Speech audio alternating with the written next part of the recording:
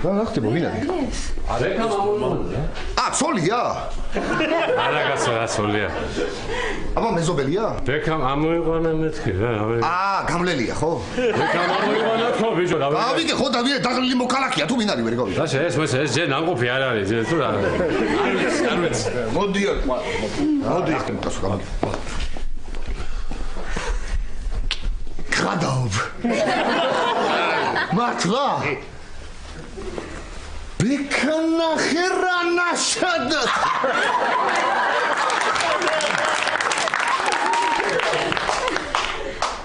გოგო.